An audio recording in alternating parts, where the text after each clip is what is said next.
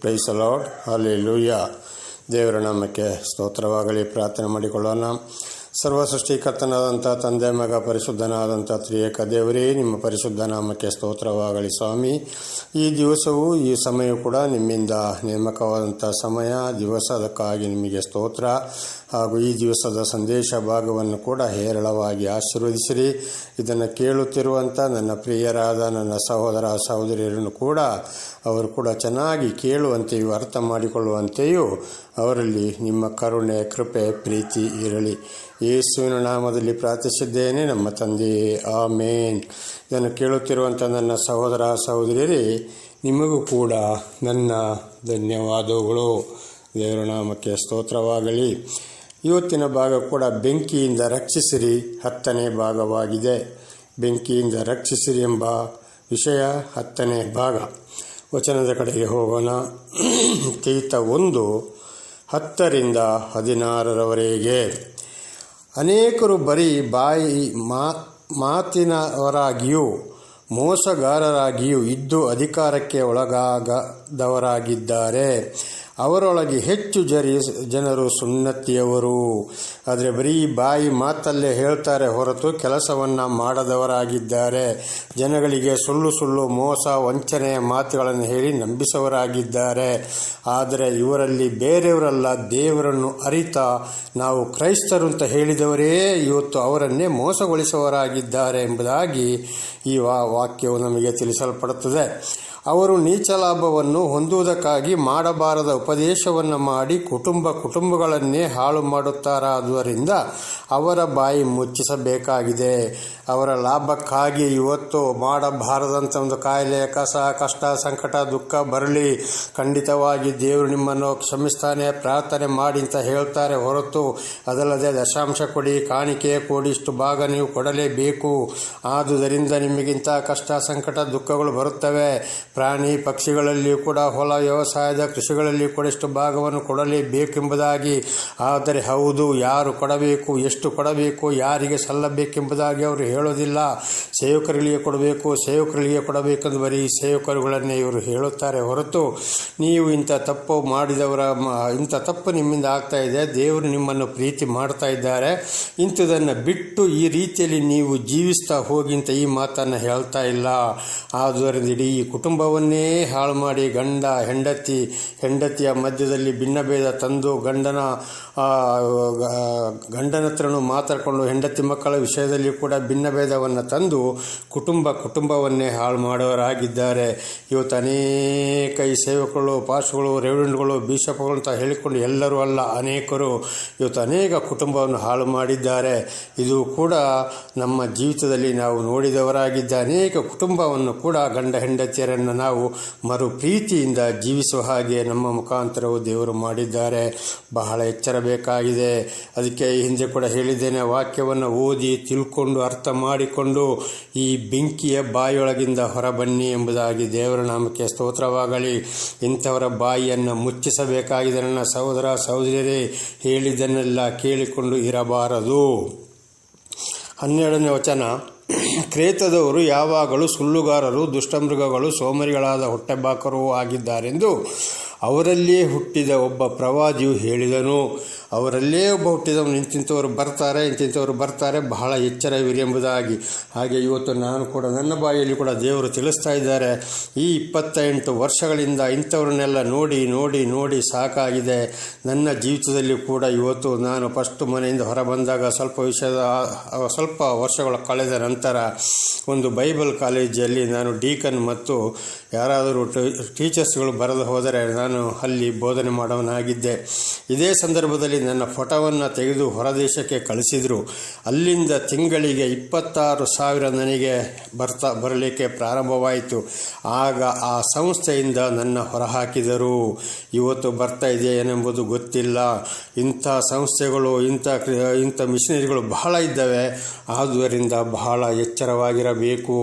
ಬರೀ ಹೊಟ್ಟೆ ಬಾಕರು, ಬಾಕಿಯಲ್ಲಿ ಎಲ್ಲಾದರೂ ಮೀಟಿಂಗ್ ಸೇರಿಸೋದು. ಇವತ್ತು ಹೊರಗಿನವರು ಯಾರಾದರೂ ಹೊರದೇಶದಿಂದ ಬರ್ತಾರೆ ಅಂತ ಆದರೆ ಎಲ್ಲ ಸಭೆಯವರನ್ನ ಅಲ್ಲಿ ಸೇರಿಸುವಂಥದ್ದು, ಅವರಿಗೆ ಒಂದು ಚಿಕನ್ ಊಟ ಅಥವಾ ಬಿರಿಯಾನಿ ಮಾಡಿ ಬೆಳಗಿನ ಒಂದು ಲಘು ಉಪಹಾರವನ್ನು ಕೂಡ ಮಾಡಿ ಅವತ್ತು ಸಭೆ ಸೇರಿಸೋರಾಗಿದ್ದಾರೆ. ಅವರು ಬರುವಾಗ ಇವರೆಲ್ಲರೂ ನಮ್ಮವರು ಅಂತ ಹೇಳಿಸೋರಾಗಿದ್ದಾರೆ. ಅಥವಾ ಇವರೇ ಸೇರಿಸಿ ಫೋಟೋ ತೆಗೆದು ಹೊರಗಡೆ ಕಳಿಸಿ ಅಲ್ಲಿಂದ ಲಕ್ಷ ಲಕ್ಷ ಹಣ ಸಂಪಾದನೆ ಮಾಡೋರು ಆಗಿದ್ದಾರೆ. ಅವರು ಆ ಕಡೆ ಹೋದ ಮೇಲೆ ಇವರು ಬೇರೆ ಬೇರೆ ಸಭೆಯವರು. ಆ ಒಂದು ಸಮಯದಲ್ಲಿ ಮಾತ್ರ ಇವರೆಲ್ಲರೂ ನಮ್ಮವರೇ ಎಂಬುದಾಗಿ ಹೇಳ್ತಾರೆ. ಹೋದವರಿಗೆ ಮತ್ತೆ ಸ್ವಲ್ಪ ಬಸ್ ಪ್ಯಾರನ್ನು ಕೊಟ್ಟು ಚೆನ್ನಾಗಿ ಒಂದು ಊಟವನ್ನು ಕಳಿಸಿಕೊಡೋದು ಇವರ ಕೆಲಸವಾಗಿದೆ. ದೇವರ ನಾಮಕ್ಕೆ ಸ್ತೋತ್ರವಾಗಲಿ. ಇವತ್ತು ಕೂಡ ಅದುವೇ ನಡೀತಾ ಇದೆ. ಆದ್ದರಿಂದ ಬಹಳ ಎಚ್ಚರವಾಗಿರಬೇಕಾಗಿದೆ. ಈ ಸಾಕ್ಷಿಯು ನಿಜವೇ ಆದ ಕಾರಣ ಅವರು ಯಹೂದ್ಯರ ಕಲ್ಪನಾ ಕಥೆಗಳಿಗೂ ಸತ್ಯಭ್ರಷ್ಟರಾದ ಮನುಷ್ಯರ ವಿಧಿಗಳಿಗೂ ಲಕ್ಷ್ಯ ಕೊಡದೆ ಕ್ರಿಸ್ತ ನಂಬಿಕೆಯಲ್ಲಿ ಸ್ವಸ್ಥ ಚಿತ್ತರಾಗುವಂತೆ ಅವರನ್ನು ಕಠಿಣವಾಗಿ ಖಂಡಿಸುವ. ಆದ್ದರಿಂದ ದೇವರು ನನ್ನ ಮುಖಾಂತರ ತಿಳಿಸ್ತಾ ಇದ್ದಾನೆ, ಸಹೋದರ ಸಹೋದರಿ, ನಿಮಗೆ ಇಂಥವರ ಮಧ್ಯದಿಂದ ಬಹಳ ಎಚ್ಚರ. ಮುಖ್ಯವಾಗಿ ಮತ್ತೊಮ್ಮೆ ಹೇಳ್ತಾ ಇದ್ದೇನೆ, ದೇವರ ವಾಕ್ಯವನ್ನು ಓದಿ ನೀವೇ ಅರ್ಥ ಮಾಡಿಕೊಂಡು ದೇವರನ್ನು ಕಂಡು ಹಿಡಿದುಕೊಳ್ಳಿ. ಇದ್ದಿದ್ದನ್ನು ಇದ್ದ ಹಾಗೆ ಬೆಂಕಿ ಚೂರಾಗೆ ಯಾರು ಮಾತನಾಡ್ತಾರೋ, ಈ ಲೋಕದ ವಿಷಯಗಳಿಗೆ ಆಸೆ ಪಡದೆ ಅಂಥವರ ಮೇಲೆ ನಂಬಿಕೆ ಇಡಿ. ಅದು ಅವರನ್ನು ಕೂಡ ನೀವು ಪರಿಶೋಧಿಸಬೇಕಾಗ್ತದೆ. ದೇವರ ನಾಮಕ್ಕೆ ಸ್ತೋತ್ರವಾಗಲಿ. ಹಲ್ಲೆಲೂಯಾ. ಶುದ್ಧರಿಗೆ ಎಲ್ಲವೂ ಶುದ್ಧವೇ, ಆದರೆ ಮಲಿನರಾದವರಿಗೆ, ನಂಬಿಕೆ ಇಲ್ಲದವರಿಗೆ ಯಾವುದು ಶುದ್ಧವಲ್ಲ. ಅವರ ಬುದ್ಧಿಯು ಮನಸಾಕ್ಷಿಯು ಎರಡೂ ಮಲಿನವಾಗಿದೆ. ಬುದ್ಧಿ ಮನಸಾಕ್ಷಿ ಎರಡು ಕೆಟ್ಟು ಹೋದರೆ ಇಂಥವರನ್ನು ಕಂಡುಹಿಡಿಯಲಿಕ್ಕೆ ಸಾಧ್ಯವೇ ಇಲ್ಲ. ಬುದ್ಧಿ ಮತ್ತು ಮನಸಾಕ್ಷಿ ಎರಡು ನಮ್ಮದು ಸರಿಯಾಗಿದ್ದರೆ ಮಾತ್ರ ಇಂಥ ಈ ಸುಳ್ಳು ಬೋಧಕರುಗಳನ್ನು, ಪ್ರವಾದಿಗಳನ್ನು ಕಂಡುಹಿಡಿಯಬಹುದು. ಅವರು ತಾವು ದೇವರನ್ನು ಅರಿತೇವೆಂದು ಹೇಳಿಕೊಳ್ಳುತ್ತಾರೆ, ಆದರೆ ಅವರು ಅಸಹ್ಯರು, ಅವಿಧೇಯರು, ಸತ್ಕಾರ್ಯಗಳಿಗೆಲ್ಲ ಅಪ್ರಯೋಜಕರು ಆಗಿರುವುದರಿಂದ ದೇವರನ್ನು ಅರಿವೆ ಎಂದು ತಮ್ಮ ಕಾರ್ಯಗಳಿಂದಲೇ ಹೇಳಿದಂತಾಯಿತು. ಅವರು ಬಾಯಲ್ಲಿ ಹೇಳಿದರೆ ನಾವು ನಂಬಬಾರದು. ಅವರ ನಡೆ, ನುಡಿ, ಕ್ರಿಯೆ, ಮಾಡುವ ಕೆಲಸ, ಶಾಂತಿ, ಸಮಾಧಾನ, ದಾನ, ಧರ್ಮ ಎಲ್ಲದರಲ್ಲಿ ವಾಕ್ಯದ ಪ್ರಕಾರ ಇದ್ದಾರಾ, ಅಥವಾ ಸ್ಟೈಲ್ ಮಾಡಿಕೊಂಡು ನಿಂತುಕೊಂಡು ಇನ್ನೊಬ್ಬರ ಕೈಲಿ ಕೆಲಸ ಮಾಡೋರಾಗಿದ್ದಾರೋ, ಅವರನ್ನು ಅವರೇ ಹೊಗಳಿಕೊಳ್ಳೋರಾಗಿದ್ದಾರೋ, ಸೇವಕರುಗಳು ಸೇವಕರುಗಳನ್ನೇ ಹೋಗಿಯವರಾಗಿದ್ದಾರೋ, ಇಂಥದನ್ನೆಲ್ಲ ಪರೀಕ್ಷೆ ಮಾಡಿಕೊಳ್ಬೇಕು. ಅಂತ ಒಂದು ವೇಳೆ ಅಂಥವ್ರು ಹಾಗೆ ಮಾಡಿದರೆ ಖಂಡಿತವಾಗಿ ಇವರು ದೇವರಿಂದ ಆಯ್ಕೆಗೊಳ್ಳಲಿಲ್ಲ. ಇವರು ನೀಚ ಲಾಭವನ್ನು ಸಂಪಾದಿಸಿ ಇವರು ಜೀವನ ಸಾಗಿಸೋರಾಗಿದ್ದಾರೆ. ಇವರು ಕೂಡ ಒಂದು ಬೆಂಕಿ ಇವರ ಕ್ರಿಯೆಗಳಿಂದ ತಿಳಿದುಕೊಳ್ಳಬೇಕಾಗುತ್ತದೆ. ಇದಕ್ಕೂ ನಮಗೆ ವಿಶೇಷವಾದ ಜ್ಞಾನ ಬೇಕು. ದೇವರ ನಾಮಕ್ಕೆ ಸ್ತೋತ್ರವಾಗಲಿ. ಇಂಥವರನ್ನು ಕೂಡ ಕಂಡುಹಿಡಿಯಬೇಕು. ಮುಂದೆ ತೀತ 2ನೇ ಅಧ್ಯಾಯ 9ರಿಂದ 11ರವರೆಗೆ. ದಾಸರು ಎಲ್ಲದರಲ್ಲಿ ತಮ್ಮ ಯಜಮಾನನಿಗೆ ಅಧೀನರಾಗಿದ್ದು ಅವರನ್ನು ಮೆಚ್ಚಿಸುವುದಕ್ಕೆ ಪ್ರಯಾಸ ಪಡುತ್ತಾ ಎದುರು ಮಾತನಾಡದೆ ಯಾವುದನ್ನು ಕದ್ದಿಟ್ಟುಕೊಳ್ಳದೆ ಪೂರ್ವ ನಂಬಿಕಸ್ಥರೆಂದು ಹೆಸರು ಹೊಂದಿ ತಮ್ಮ ರಕ್ಷಕನಾದ ದೇವರ ಉಪದೇಶಕ್ಕೆ ಎಲ್ಲ ವಿಷಯಗಳಲ್ಲಿ ಅಲಂಕಾರವಾಗಿರಬೇಕೆಂದು ಬೋಧಿಸು. ದೇವರ ನಾಮಕ್ಕೆ ಸ್ತೋತ್ರವಾಗಲಿ. ಜನರ ಹುಟ್ಟು ಈ ಸುಳ್ಳು ಬೋಧನೆಗಳಿಗೆ ನಾವು ಕಿವಿ ಕೊಡದೆ, ಅವರ ಕಾರ್ಯಗಳನ್ನು ನಾವು ನಂಬದೆ, ನಿಜವಾಗಿಯೂ ದೇವರಾದ ಯೇಸು ಕ್ರಿಸ್ತನ ಉಪದೇಶದ ವಿಷಯದಲ್ಲಿ ಅಲಂಕಾರವಾಗಿರಬೇಕು. ಇವರ ಮಾತಿನಲ್ಲಿ ಅಲಂಕಾರವಾಗಿರಬಾರದು. ಮತ್ತ 23ರಲ್ಲಿ ಹೇಳಿದ ಹಾಗೆ ಇವರಂತೂ ಪರಲೋಕಕ್ಕೆ ಹೋಗುವುದಿಲ್ಲ, ಹೋಗುವವರಿಗೂ ದಾರಿಯನ್ನು ಮುಚ್ಚಿಬಿಟ್ಟಿದ್ದಾರೆ. ನೀಚ ಲಾಭಕ್ಕಾಗಿ ಜನಗಳನ್ನು ಇವತ್ತು ಹಾದಿ ತಪ್ಪಿಸ್ತಾ ಇದ್ದಾರೆ. ಆದ್ದರಿಂದ ಈಗಲೇ ಓದಿದಂಥ ನಾವು ವಾಕ್ಯದ ಪ್ರಕಾರ ನಮ್ಮ ರಕ್ಷಕನಾದ ದೇವರ ಉಪದೇಶಕ್ಕೆ ಎಲ್ಲ ವಿಷಯಗಳಲ್ಲಿ ಅಲಂಕಾರವಾಗಿರಬೇಕೆಂದು ಬೋಧಿಸು. ಇವತ್ತು ದೇವರು ನನ್ನ ಮುಖಾಂತರ ನಿಮಗೆ ತಿಳಿಯಪಡಿಸ್ತಾ ಇದ್ದಾನೆ. ನನ್ನ ಸಹೋದರ ಸಹೋದರರೇ, ದೇವರ ಮಾತನ್ನು ನಂಬಿ ಅದನ್ನು ಅಲಂಕಾರ ಮಾಡಿಕೊಳ್ಳಿರಿ. ಒಂದು ವೇಳೆ ಈಗಲೇ ಹೇಳಿದಾಗೆ ಸರಿಯಾದ ವಿಷಯವನ್ನು ಯಾರು ಬೋಧಿಸ್ತಾರೋ ಅವರನ್ನು ಮಾತ್ರ ನಂಬಬೇಕು. ಅಂಥವರನ್ನು ಕಂಡುಹಿಡಿದು ದೇವರ ಶಿಷ್ಯರೆಂದು ಬರಮಾಡಿಕೊಳ್ಳಿರಿ. ಮಾತಿಗೆ ಬೆಲೆ ಕೊಡಿ. ದೇವರ ನಾಮಕ್ಕೆ ಸ್ತೋತ್ರವಾಗಲಿ. ಹಲ್ಲೆಲೂಯಾ. ಯಾಕೆಂದರೆ ಎಲ್ಲ ಮನುಷ್ಯರಿಗೆ ರಕ್ಷಣೆಯನ್ನು ಉಂಟು ಮಾಡುವ ದೇವರ ಕೃಪೆಯು ಪ್ರತ್ಯಕ್ಷವಾಯಿತು. ಈಗ ಪ್ರತ್ಯಕ್ಷವಾಗಿದೆ. ಎಲ್ಲ ಮನುಷ್ಯರಿಗೆ ರಕ್ಷಣೆ. ದೇವರ ನಾಮಕ್ಕೆ ಸ್ತೋತ್ರವಾಗಲಿ. ಆದರೆ ಈ ರಕ್ಷಣೆಯು ಸಿಕ್ಕಬೇಕಾದರೆ ದೇವರ ಮಾತಿಗೆ ನಾವು ಕಿವಿಕೊಟ್ಟು ಅದನ್ನು ನಮ್ಮ ಜೀವಿತದಲ್ಲಿ ಅಳವಡಿಸಿಕೊಂಡು ನಡೆದಾಗ ಮಾತ್ರ ನಮಗೆ ರಕ್ಷಣೆ. ಮುಖ್ಯವಾಗಿ ಈ ಬೆಂಕಿ ಎಂಬ ಸುಳ್ಳು ಬೋಧಕರು, ಪ್ರವಾದಿಗಳನ್ನ ಕಂಡುಹಿಡಿದು ಅವರಿಂದ ನಾವು ದೂರ ಉಳಿಯಬೇಕಾಗಿದೆ. ದೇವರ ನಾಮಕ್ಕೆ ಸ್ತೋತ್ರವಾಗಲಿ. ಹಲ್ಲೆಲೂಯಾ. ಹೀಗೆ ಈಗ ಮುಂದಿನ ವಚನಗಳಿಗೆ ಹೋಗೋಣ. ದೇವರ ನಾಮಕ್ಕೆ ಸ್ತೋತ್ರವಾಗಲಿ. 2 ಪೇತ್ರ 2ನೇ ಅಧ್ಯಾಯ 1ರಿಂದ 22ರವರೆಗೆ. 2 ಪೇತ್ರ 2ನೇ ಅಧ್ಯಾಯ 1ರಿಂದ 22ರವರೆಗೆ. ಇದು ಬಹಳ 22 ವಚನಗಳಿವೆ ನನ್ನ ಸಹೋದರ ಸಹೋದರಿಯರೇ. ಆದ್ದರಿಂದ ದಯವಿಟ್ಟು ನೀವು ಸತ್ಯವೇದವನ್ನು ತೆರೆದು ನೀವೇ ಓದಿಕೊಳ್ಳಿರಿ. 2 ಪೇತ್ರ 2ನೇ ಅಧ್ಯಾಯ 1ರಿಂದ 22ರವರೆಗಿನ ವಚನಗಳು. ಅದರಲ್ಲಿ ಕೆಲವು ವಚನಗಳನ್ನು ಮಾತ್ರ ಈಗ ನಾವು ತಿಳಿದುಕೊಳ್ಳೋಣ. ಬಾಕಿ ಈಗ ಹೇಳಿದಂಥದನ್ನು ನೀವೇ ಓದಿಕೊಂಡರೆ ಬಹಳ ಒಳ್ಳೆಯದು. ಇದರಲ್ಲಿ 1ನೇ ವಚನವನ್ನು ಓದಿಕೊಳ್ಳೋಣ. ಆದರೆ ಇಸ್ರಾಯೇಲ್ ಜನರಲ್ಲಿ ಸುಳ್ಳು ಪ್ರವಾದಿಗಳು ಎದ್ದರಲ್ಲ, ಅದೇ ಪ್ರಕಾರ ನಿಮ್ಮಲ್ಲಿಯೂ ಸುಳ್ಳು ಬೋಧಕರು ಇರುವರು. ದೇವರ ನಾಮಕ್ಕೆ ಸ್ತೋತ್ರವಾಗಲಿ. ಹಳೆಯ ಒಡಂಬಡಿಕೆ ಕಾಲದಲ್ಲಿ ನೋಡುವಾಗ ಇಸ್ರಾಯೇಲರಲ್ಲಿ ಸುಳ್ಳು ಪ್ರವಾದಿಗಳು ಇದ್ದರು. ಈಗಲೂ ಕೂಡ ನಿಮ್ಮಲ್ಲಿ, ಅಂದರೆ ನಮ್ಮ ಈ ಕ್ರೈಸ್ತರ ಕಾಲದಲ್ಲಿ ಕೂಡ, ಈ ಹೊಸ ಒಡಂಬಡಿಕೆಯ ಕಾಲದಲ್ಲಿ ಕೂಡ ಸುಳ್ಳು ಬೋಧಕರು ಇದ್ದಾರೆ. ಅದನ್ನೇ ಈಗ ನೀವರಿಗೆ ತಿಳಿಸಿದ್ದು, ಇನ್ನು ಮುಂದೆ ತಿಳಿಸುವುದು, ಈಗ ತಿಳಿಸ್ತಾ ಇರುವುದು ಕೂಡ ಇದುವೇ ಆಗಿದೆ. ಅವರು ನಾಶಕರವಾದ ಮತಭೇದಗಳನ್ನು ಕಳ್ಳತನದಿಂದ ಹುಟ್ಟಿಸುವವರು, ತಮ್ಮನ್ನು ಕೊಂಡುಕೊಂಡ ಒಡೆಯನನ್ನು ಕೂಡ ತಾವು ಅರಿವು ಎಂದು ಹೇಳುವವರು ಆಗಿದ್ದು, ಪಕ್ಕನೆ ತಮ್ಮ ಮೇಲೆ ನಾಶನವನ್ನು ಬರಮಾಡಿಕೊಳ್ಳುವರು. ಇವರು ಮತಭೇದ ತರ್ತಾರೆ. ಇದನ್ನು ಈ ಹಿಂದೆಯೂ ಕೂಡ ಒಂದ್ಸಲ ನಿಮಗೆ ತಿಳಿಸಿದ್ದೇನೆ. ನಾವು ಈ ಜಾತಿಯವರು, ಅವರು ನಮ್ಮ ಜಾತಿ ಪಾಸ್ಟರ್ ಅಲ್ಲ, ಸೇವಕರಗಳಲ್ಲ, ಅವರನ್ನು ನಾವು ಅವರ ಹತ್ರ ಪ್ರೀತಿ ಇಡಬಾರ್ದು, ಅವರನ್ನು ಸೇರಿಸಿಕೊಳ್ಬಾರ್ದು, ನಾವು ಒಂದಾಗಿರಬೇಕೆಂಬುದಾಗಿ ಜಾತಿ ಮತ ಭೇದ ತಂದು ಇವತ್ತು ಜನಗಳನ್ನು ವಿಂಗಡಿಸ್ತಾರೆ ಹೊರತು ಅವರಿಂದ ನೀಚ ಲಾಭವನ್ನು ಪಡೆದು ಇವರೊಂದು ಆಡಂಬರ ಜೀವನವನ್ನು ನಡೆಸ್ತಾರೆ ಹೊರತು ದೇವರ ವಿಷಯವನ್ನು ಇವರು ತಿಳಿಸೋರೆಂದಿಗೂ ಅಲ್ಲ. ಹಾಗೆ ಅದದು ಜಾತಿಗೆ ಅವರವರೇ, ಅದದು ಜಾತಿಗೆ ಅವರವರು, ಅದದು ಜಾತಿಗೆ ಅವರವರೇ, ಬೇರೆಯವರೇ ಅವರು ಬೇಡವೇ ಬೇಡ ಎಂದು ಮತಭೇದ ತಂದವರಾಗಿದ್ದಾರೆ. ಇವತ್ತು ಕೂಡ ಇದೇ ನಡೀತಾ ಇದೆ. ಕಳ್ಳತನದಿಂದ ಹುಟ್ಟಿಸುವವರು ತಮ್ಮನ್ನು ಕೊಂಡುಕೊಂಡ ಒಡೆಯನನ್ನು ಕೂಡ ತಾವು ಅರಿವು ಎಂದು ಹೇಳುವರಾದರು. ಇವತ್ತು ಅನೇಕರು ತಂದೆಯಾದ ದೇವರು ಬೇರೆ, ಮಗನಾದ ದೇವರು ಬೇರೆ, ಪರಿಶುದ್ಧಾತ್ಮನೂ ಬೇರೆ ಎಂಬುದಾಗಿ ಹೇಳಿ ಖಂಡಿತವಾಗಿ ಯೇಸುವನ್ನು ಕೂಡ ಅವರು ಒಂದು ವಿಂಗಡ ಪಡಿಸಿದವರು. ಅಂಥ ಒಂದು ಮಿಷನರಿ ಕೂಡ ನಮ್ಮ ಈ ಭೂಲೋಕದಲ್ಲಿದೆ. ಅದು ಕೂಡ ನಿಮಗೆ ಗೊತ್ತಿರಬಹುದು. ಇವರ ಬಗ್ಗೆ ಕೂಡ ಯೇಸುವನ್ನು ಒಪ್ಪಿಕೊಳ್ಳದವರು ಖಂಡಿತವಾಗಿ ಇವರು ಕ್ರೈಸ್ತ ವಿರೋಧಿಗಳಾಗಿದ್ದಾರೆ. ಇಂಥವರ ಬಗ್ಗೆ ಬಹಳ ಎಚ್ಚರವಾಗಿರಬೇಕು. ಇಂಥವರು ನಾಶನವನ್ನು ತಂದುಕೊಳ್ಳುತ್ತಾರೆ. ಪಕ್ಕ ಶಿಕ್ಷೆ ಅವರಿಗೆ ಕಾದಿದೆ ಎಂಬುದಾಗಿ ಅದರ ಅರ್ಥ. ಅವರ ನಿರ್ಲಜ್ಜ ಕೃತ್ಯಗಳನ್ನು ಅನೇಕರು ಅನುಸರಿಸುವರು. ಅವರ ನಿಮಿತ್ತ ಸತ್ಯ ಮಾರ್ಗಕ್ಕೆ ದೂಷಣೆ ಉಂಟಾಗುವುದು. ಅವರು ದುರ್ವ್ಯಾಸ ಉಳ್ಳವರಾಗಿ ಕಲ್ಪನೆಯ ಮಾತುಗಳನ್ನು ಹೇಳುತ್ತಾ ನಿಮ್ಮಿಂದ ಲಾಭವನ್ನು ಸಂಪಾದಿಸಬೇಕೆಂದಿರುವರು. ಸತ್ಯ ಮಾರ್ಗವನ್ನು ಮುಚ್ಚಿಟ್ಟು ಸುಳ್ಳು ಬೋಧನೆ ಮಾಡುತ್ತಾರೆ. ದುರ್ವ್ಯಾಸ ಬರೀ ಹಣ ಸಂಪಾದನೆಗೆ, ಅದಕ್ಕೆ ಬೇಕಾದ ಹಾಗೆ ಮಾತನಾಡಿ, ದೇವರು ಅಲ್ಲಿ ಮಾತಾಡಿದರು, ಇಲ್ಲಿ ಮಾತಾಡಿದರು, ಹಾಗೆ ಮಾತಾಡಿದರು, ಹೀಗೆ ಮಾತಾಡಿದರು, ಇವತ್ತು ನಾವು ದೇವಾಲಯ ಕಟ್ಟಬೇಕಾಗಿದೆ, ನೀವು ಇಷ್ಟು ಲಕ್ಷ ರೂಪಾಯಿ ಕೊಡಬೇಕು ಅಂತ ಹೇಳಿದ್ದಾರೆ, ದೇವರು ಹೇಳಿದ್ದಾರೆ ಅಂತ ಹೇಳಿ ಅನೇಕ ಇವತ್ತು ಹೆಂಗಸರನ್ನ ವಿಧವರನ್ನ ಮೋಸ ಮಾಡುವವರಾಗಿದ್ದಾರೆ. ಈ ದೇವಾಲಯದ ಬಗ್ಗೆ ನಾವು ಮುಂದಿನ ದಿವಸಗಳಲ್ಲಿ ತಿಳಿದುಕೊಳ್ಳಬಹುದು. ಇದನ್ನು ಕೂಡ ನಂಬಕ್ಕೆ ಹೋಗಬೇಡಿ. ದೇವರು ನನಗೆ ದೇವಾಲಯ ಕಟ್ಟಿಂತ ಎಲ್ಲಿಯೂ ಹೇಳಿಲ್ಲ. ಹಳೆ ಒಡಂಬಡಿಕೆಯಲ್ಲಿ ಇತ್ತು.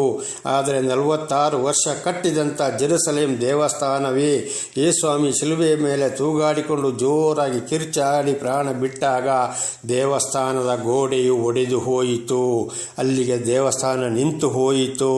ಇನ್ನೊಂದು ಕಡೆ ಯೆಶಾಯನ ಗ್ರಂಥದಲ್ಲಿ, ಅಪೊಸ್ತಲರ ಗ್ರಂಥದಲ್ಲಿ ಕೂಡ ಬರೆಯಲ್ಪಟ್ಟಿದೆ, ಮನುಷ್ಯ ಕಟ್ಟಿದ ಗುಡಿಯಲ್ಲಿ ನಾನು ವಾಸ ಮಾಡುವುದಿಲ್ಲ ಎಂಬುದಾಗಿ.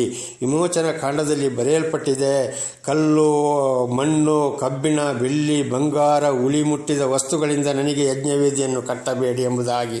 ಇದನ್ನೆಲ್ಲ ಮುಚ್ಚಿಟ್ಟು ಇವತ್ತು ದೇವಾಲಯದ ಹೆಸರಲ್ಲಿ ಹೇಳಿ ಎಷ್ಟೋ ಲಕ್ಷ ತಂದು ಸ್ವಲ್ಪವನ್ನು ಖರ್ಚು ಮಾಡಿ ಬಾಕಿ ಎಲ್ಲವನ್ನು ನುಂಗೋರಾಗಿದ್ದಾರೆ. ನಿಮ್ಮ ಒಂದು ಫೋಟೋವನ್ನು ತೋರಿಸಿ ಇವರು ನಮ್ಮ ಸಭೆ ಎಂಬುದಾಗಿ ಬಹಳ ಎಚ್ಚರವಾಗಿರಿ. ಮುಂದೆ 18ನೇ ವಚನಕ್ಕೆ ಹೋಗೋಣ. ನಾವು ಪರಿಶುದ್ಧ ಪರ್ವತದ ದೇವರ ನಂಬಿಕೆ ಸ್ತೋತ್ರವಾಗಲಿ, ಹಲ್ಲೆಲೂಯಾ. 18ನೇ ವಚನ, ತಪ್ಪಾದ ಮಾರ್ಗದಲ್ಲಿ ನಡೆಯುವವರ ಸವಾಸದಿಂದ ಹೊಸದಾಗಿ ತಪ್ಪಿಸಿಕೊಂಡವರ ಸಂಗಡ ಇವರು ಹುರುಳಿಲ್ಲದ ದೊಡ್ಡ ಮಾತುಗಳನ್ನು ಆಡಿ ಬಂಡಾದ ದುರಾಶೆಗಳನ್ನು ಹುಟ್ಟಿಸಿ ಅವರನ್ನು ಮರಳುಗೊಳಿಸ್ತಾರೆ. ಬಹಳ ದೊಡ್ಡ ದೊಡ್ಡ ಮಾತುಗಳೇ ಆಡ್ತಾರೆ. ಇವರಲ್ಲಿ ಸಣ್ಣ ಮಾತುಗಳೇ ಇಲ್ಲ. ದೇವರ ಮಾತಿಗೆ ವಿರುದ್ಧವಾಗಿ ಮರಳು ಹುಟ್ಟಿಸೋರಾಗಿದ್ದಾರೆ. ತಮ್ಮ ಕೈಲಿ ಆಗದಿದ್ದರೂ ಕೂಡ ಬಹಳ ಎಚ್ಚರವಿರಬೇಕು. ದೊಡ್ಡ ದೊಡ್ಡ ಮಾತುಗಳನ್ನ ಮರಳು ಹುಟ್ಟಿಸೋರಾಗಿದ್ದಾರೆ. ಜನರನ್ನು ಮೋಸ ಮಾಡೋರಾಗಿದ್ದಾರೆ. ಮೋಸದಿಂದ ನಂಬಿಕೆ ಹುಟ್ಟಿಸೋರಾಗಿದ್ದಾರೆ ಇವರು. ಆ ಮಾತುಗಳಿಂದಲೂ ಕೂಡ ಇವರನ್ನು ಅರ್ಥ ಮಾಡಿಕೊಳ್ಳಬೇಕು. ಮುಂದೆ ದೇವರ ನಾಮಕ್ಕೆ ಸ್ತೋತ್ರವಾಗಲಿ. 20-22 ಕರ್ತನೂ ರಕ್ಷಕನೂ ಆಗಿರುವ ಯೇಸು ಕ್ರಿಸ್ತನ ವಿಷಯವಾದ ಜ್ಞಾನ ಹೊಂದಿ ಲೋಕಕ್ಕೆ ಮಲಿನತ್ವಗಳಿಗೆ ತಪ್ಪಿಸಿಕೊಂಡವರು ತಿರುಗಿ ಅವುಗಳಲ್ಲಿ ಸಿಕ್ಕಿಕೊಂಡು ಸೋತು ಹೋದರೆ ಅವರ ಅಂತ್ಯ ಸ್ಥಿತಿಯು ಮೊದಲಿಗಿಂತ ಕೆಟ್ಟಾಗಿದೆ.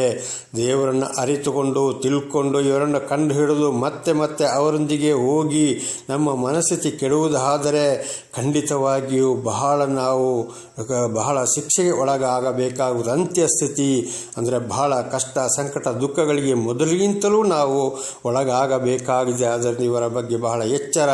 ಇಂಥವರಿಂದ ಹೊರಬಂದು ಸ್ವಂತ ಸತ್ಯ ಸುವಾರ್ತೆಗೆ ನೀವು ನಿಮ್ಮ ಮನಸ್ಸನ್ನು ಕೊಡಬೇಕಾಗಿದೆ. ದೇವರ ನಾಮಕ್ಕೆ ಸ್ತೋತ್ರವಾಗಲಿ.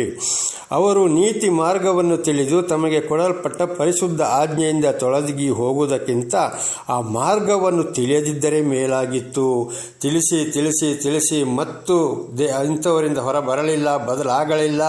ಸತ್ಯ ಸುವಾರ್ತೆಯನ್ನು ಅಳವಡಿಸಿಕೊಂಡು ಜೀವಿತದಲ್ಲಿ ಅದಕ್ಕೆ ವಿಧೇಯರಾಗಿ ಜೀವಿಸಲು ಆಗುತ್ತಿಲ್ಲವೆಂದ ಆದರೆ ಖಂಡಿತವಾಗಿ ದೇವರನ್ನು ತಿಳಿಯದೇ ಇರುವುದೇ ಮೇಲಾಗಿತ್ತು. ಯಾಕೆಂದರೆ ಯಾರೊಬ್ಬನು ನಾಶವಾಗಬಾರದೆಂಬುದಾಗಿ ದೇವರು ಇವತ್ತು ದರ್ಶನವನ್ನು ಕೊಡ್ತಾ ಇದ್ದಾರೆ ಅಂಥವರ ಮೂಲಕ. ಆದರೆ ಮತ್ತು ಅವರ ಮಾತನ್ನು ನಂಬಿ ಈ ಸುಳ್ಳು ಬೋಧಕರ ಪ್ರವಾದಿಗಳ ಹಿಂದೆ ಹೋಗುವುದಾದರೆ ಬಹಳ ಕಷ್ಟ ಸಂಕಟಗಳಿಗೆ ಗುರಿಯಾಗಬೇಕಾಗುತ್ತದೆ. ದೇವರ ನಾಮಕ್ಕೆ ಸ್ತೋತ್ರವಾಗಲಿ. ನಾಯಿ ತಾನು ಕಕ್ಕಿದ್ದನ್ನು ನೆಕ್ಕಿದುದಕ್ಕೆ ತಿರುಗಿಕೊಂಡಿತು ಮತ್ತು ತೊಳೆದ ಹಂದಿ ಕೆಸರಿನಲ್ಲಿ ಹೊರಳುವುದಕ್ಕೆ ಹೋಯಿತೆಂಬ ನಿಜವಾದ ಗಾದೆಗೆ ಸರಿಯಾಗಿ ನಡೆದಿದ್ದಾರೆ. ಇವತ್ತು ಹಂದಿಯ ಹೆಚ್ಚಿನ ಅಂಶ ಬಹಳ ಪ್ರೀತಿ, ಅದು ಇರುವುದೇ ಕೆಸರಿನಲ್ಲಿ. ಅದನ್ನು ಇವತ್ತು ಹೊರತಂದು ನಾವು ಹೇಗೆ ಸ್ನಾನ ಮಾಡಿ ಮಡಿ ಮಾಡಿದರೂ ಕೂಡ ಅದು ವಾಪಸ್ಸು ಹೋಗುವುದು ಅಲ್ಲಿಗೆ. ಹಾಗೆ ನಾವು ಒಂದು ವೇಳೆ ಸತ್ಯ ಸುವಾರ್ತೆಯನ್ನು ತಿಳಿದುಕೊಂಡು ಮತ್ತು ನಾವು ತಪ್ಪಾದ ಮಾರ್ಗದಲ್ಲಿ ಈ ಸುಳ್ಳು ಬೋಧಕರ ಪ್ರವಾದಿಗಳ ಮಾತಿಗೆ ಕಿವಿಗೊಟ್ಟು ಹೋದರೆ ಅಂಥವರು ಕೆಸರಿನಲ್ಲಿರುವ ಹಂದಿಗೆ ಸಮಾನವೆಂಬುದಾಗಿ ಪೇತ್ರನ ಮೂಲಕ ದೇವರು ತಿಳಿಸಲ್ಪಡುತ್ತಾರೆ. ದೇವರ ನಾಮಕ್ಕೆ ಸ್ತೋತ್ರವಾಗಲಿ. ಮತ್ತು ಇನ್ನೊಂದು ಶಬ್ದವನ್ನು ನಾವು ಓದಬಹುದು. ನಾಯಿ ತಾನು ಕಕ್ಕಿದನ್ನು ನೆಕ್ಕುವುದಕ್ಕೆ ತಿರುಗಿಕೊಂಡಿತ್ತು. ಹೊಟ್ಟೆ ತುಂಬ ತಿಂತದೆ, ಜಾಸ್ತಿ ಆದಾಗ ವಾಂತಿ ಮಾಡ್ತದೆ, ಅದನ್ನೇ ಮೂಸ್ತದೆ ಮತ್ತು ಅದನ್ನೇ ತಿಂತದೆ. ಇದು ಯಾರಿಗೆ ಹೋಲಿಕೆ ಎಂದರೆ ಸತ್ಯವನ್ನು ಅರಿತುಕೊಂಡು ಆದರೆ ಅದನ್ನು ಹಿಂಬಾಲಿಸದವರು ಈ ನಾಯಿಗಳಿಗೂ ಹಂದಿಗಳಿಗೂ ಸಮಾನವೆಂಬುದಾಗಿ ದೇವರು ಪೇತ್ರನ ಮೂಲಕ ತಿಳಿಸಲ್ಪಡುತ್ತದೆ. ಇವರು ಆ ಗಾದೆಗೆ ಸರಿಯಾಗ್ತಾರೆ ಎಂಬುದಾಗಿ. ಆದ್ದರಿಂದ ನನ್ನ ಸಹೋದರ ಸಹೋದರಿಯರೇ, ಸತ್ಯ ಸುವಾರ್ತೆಯನ್ನು ಅರಿತುಕೊಂಡು ಇಂಥವರಿಂದ ಹೊರಬಂದು ದೇವರ ಆಶೀರ್ವಾದವನ್ನು ಪಡೆದುಕೊಳ್ಳುವುದು ಬಹಳ ಉತ್ತಮವಾಗಿದೆ. ಪ್ರಾರ್ಥನೆ ಮಾಡಿಕೊಳ್ಳೋಣ. ದೇವರ ನಾಮಕ್ಕೆ ಸ್ತೋತ್ರವಾಗಲಿ. ಸರ್ವಸೃಷ್ಟಿಕರ್ತನಾದಂಥ ತಂದೆ, ಮಗ, ಪರಿಶುದ್ಧನಾದಂಥ ತ್ರಿಯೇಕ ದೇವರೇ, ನಿಮ್ಮ ನಾಮಕ್ಕೆ ಸ್ತೋತ್ರ ಸ್ವಾಮಿ. ಇವತ್ತು ಇಷ್ಟು ವಿಷಯಗಳನ್ನು ನನ್ನ ಸಹೋದರ ಸಹೋದರರಿಗೆ ತಿಳಿಸಲು ನೀವು ಆಶೀರ್ವಾದ ಮಾಡಿದ್ದೀರಿ. ಅದಕ್ಕಾಗಿ ನಿಮಗೆ ಸ್ತೋತ್ರ. ಇದನ್ನು ಕೇಳಿದಂಥ ನನ್ನ ಸಹೋದರ ಸಹೋದರಿಯರು ಕೂಡ ಅವರು ಕೂಡ ಸಂಪೂರ್ಣ ಅವರ ಶುದ್ಧ ಮನಸ್ಸಿನಿಂದಲೂ ವಿಶೇಷ ಜ್ಞಾನದಿಂದಲೂ ಇಂಥವರನ್ನು ಕಂಡುಹಿಡಿದು ಹೊರಬಂದು ನಿಮ್ಮ ಸತ್ಯ ವಾಕ್ಯವನ್ನೇ ಅವರು ಅರಿತು ವಿಧೇಯರಾಗಿ ಜೀವಿಸಿ ನಿಮ್ಮಿಂದ ಆಶೀರ್ವಾದ ಹೊಂದುವಂತೆ ಅವರ ಮೇಲೆ ನಿಮ್ಮ ಆಶೀರ್ವಾದವಿರಲಿ. ಯೇಸುವಿನ ನಾಮದಲ್ಲಿ ಪ್ರಾರ್ಥಿಸಿದ್ದೇವೆ ನಮ್ಮ ತಂದೆಯಾದ ದೇವರೇ, ಆಮೇನ್. ಇದನ್ನು ಕೇಳಿದಂಥ ನನ್ನ ಸಹೋದರ ಸಹೋದರರೇ, ನಿಮಗೂ ಕೂಡ ನನ್ನ ಧನ್ಯವಾದಗಳು.